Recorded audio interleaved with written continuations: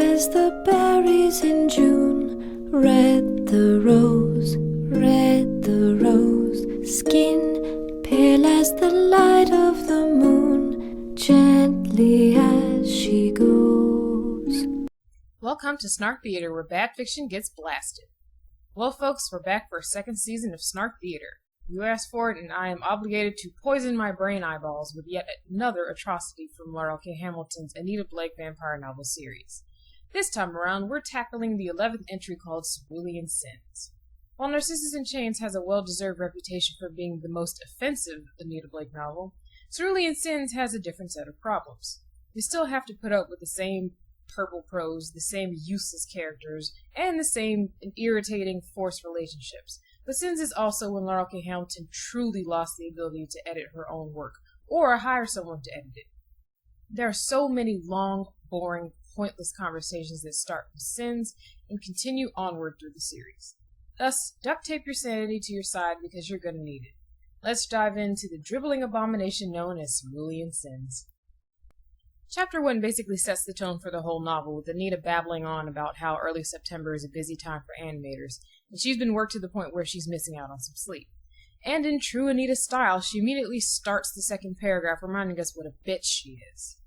Every animator at Animator Incorporated was booked solid. I was no exception. In fact, I'd been offered more work than even my ability to go without sleep could supply. Mr. Leo Harlan should have been grateful to get the appointment. He didn't look grateful.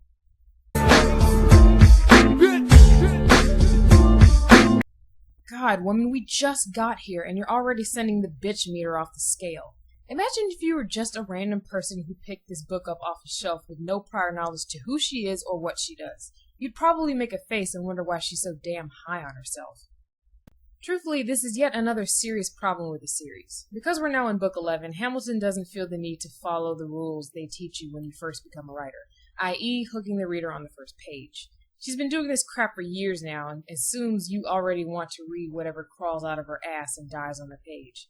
I disagree with this notion. No matter what book number you're on, it is your job as an author to make your first paragraph and your first page interesting. Thus, we have already 2 strikes against us. It's not interesting, and Anita's coming off as a self-absorbed butt munch. I think that might have set a record. Anyway, she does a drive-by description of Mr. Harlan, and we continue on with expository dialogue that you will later become very accustomed to, like everyone has become accustomed to the fact that Snooki reproduced. In that it is a horrible truth that no one should have to accept. Harlan wants one of his ancestors raised, but Anita feels he's being dishonest, or at least not telling her the whole story. All she has to back this up is that the guy has a very ordinary appearance and he took his coffee black. Clearly the man is a monster. She also thinks that he has a gun, so that's put her on edge and made her twice as paranoid and defensive. Harlan is exasperated because Bert had already accepted the money, and yet she won't agree to do the job. We then find out that Anita has been made something of a partner and Bert is no longer her boss. Great. More accomplishments we've never seen her earn. At this rate, she's on her way to being about as likable and charismatic as Anakin Skywalker. I agree. Bad idea. Harlan finally reveals that he's a contract killer, and that's why it gave Anita the heebie-jeebies. In typical form, Harlan compliments her on noticing his gun placement, because we all know no male is incapable of complimenting her in any way, and then explains that his ancestor is 200 years old. Anita exposits that other animators would need human sacrifice to raise a corpse that old, but she can do it just fine because she has magical suit powers. Harlan wants to raise his ancestor for the names of his family line that he believes live in Europe. She agrees to take the case, and you would think this exhausting 9-page long conversation was over, but it's not. Rumor says that you haven't worked on the night of the full moon for a few months now. Maybe I'm Wiccan. The full moon is a holy day for them, you know, or rather, night. Are you a Wiccan, Miss Blake? It never took me long to grow tired of word games. The use of words expressing something other than their literal intention. Now that is irony! Harlan and apparently other people suspect she's aware of something because she doesn't work nights on the full moon, which the audience knows is because she's banging all sorts of weird people and thus has to support them at the Lupanar and other gatherings. However, this brings up the problem I mentioned before. We're 11 pages into this shit, and nothing has happened but an expository faux argument between Anita and some dude we just met. It is incredibly boring. There is no reason for the first chapter of any novel to be an exposition dump, regardless of how far along it is in the series. Stories need action and conflict. This chapter has a minor conflict, but it was all talk that didn't even lead up to an argument or a confrontation. Honestly, it feels like a giant waste of time, and that's quite possibly the worst thing to evoke this early. Okay, bored now. Goodbye. In Chapter 2, Anita is in a graveyard about to raise a fellow named Gordon Bennington because his family and the insurance company are having a spat about the nature of his death. They need to determine whether it was accidental or suicide so they can put the family's affairs in order. I complained in the last season about how Anita never goes into stuff like this, and I admit I'm happy that she is at least addressing the aspects of the supernatural world. It makes sense that animators would be hired to do stuff like this, and I wish there were more instances where we get to see how Anita's wacky world works. Trust me, this is good as it gets, people. Soak it all in. It is here that we see yet another shining example of Anita's outstanding character. She talks about the deceased widow, Mrs. Bennington, in a manner that makes me want to stick my hands inside this novel and choke her out. Please enjoy the following. I called her Mrs. Bennington at her insistence. When I'd refer to her as Ms. Bennington, she'd nearly bitten my head off. She was not one of your liberated women. She liked being a wife and a mother. I was glad for her. It meant more freedom for the rest of us.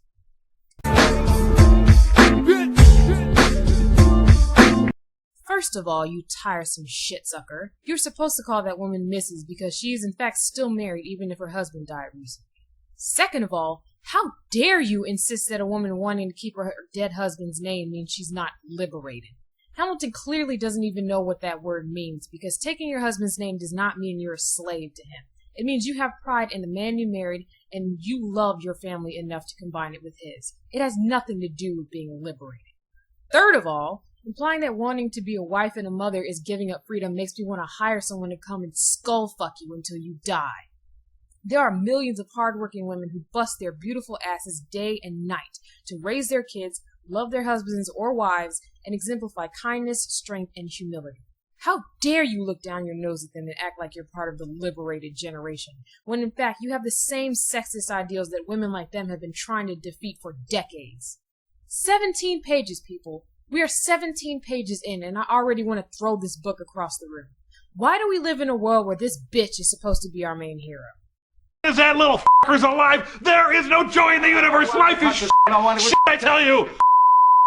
In typical Anita form, she schmoozes with a male police officer, while the only other woman we've seen so far is shouting hysterically and saying that Anita is going to make her dead husband lie about how he died.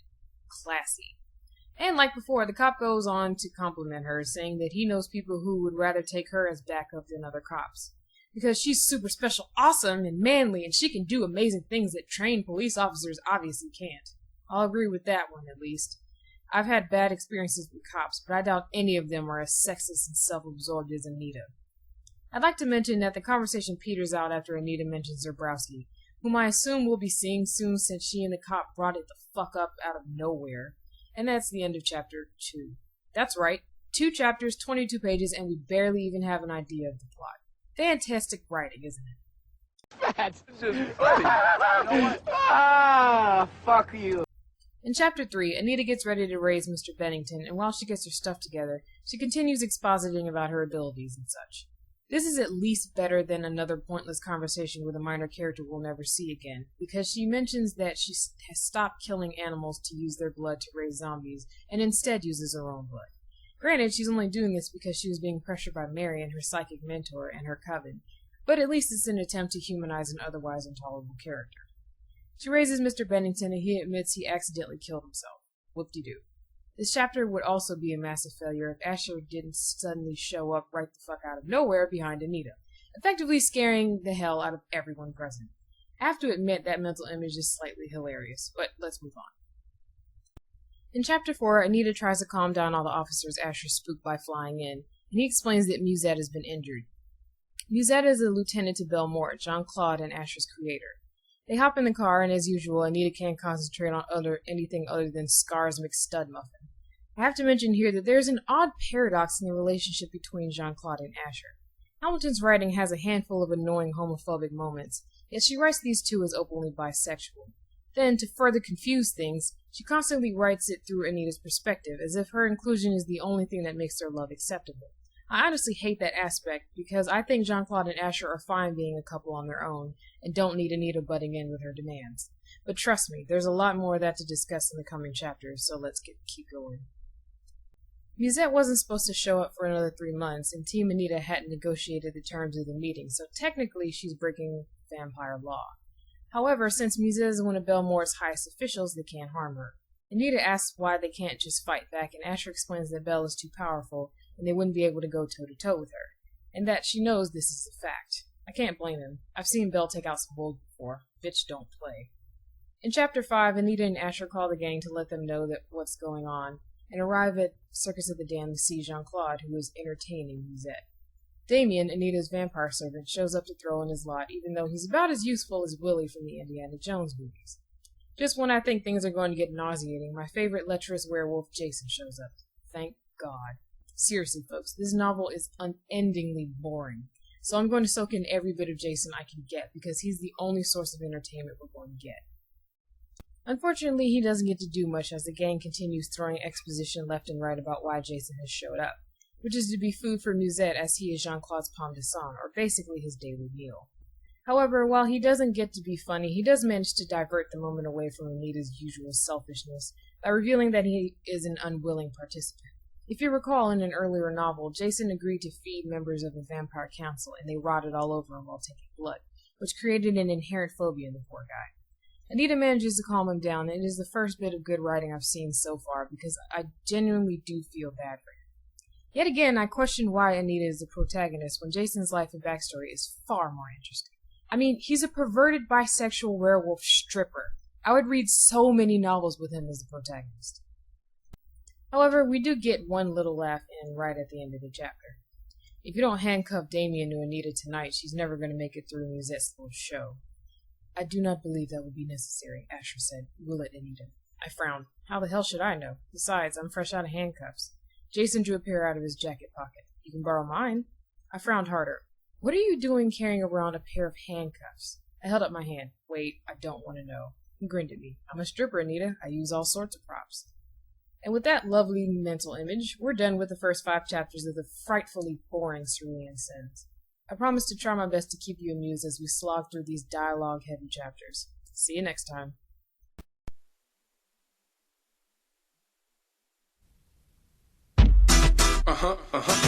Stew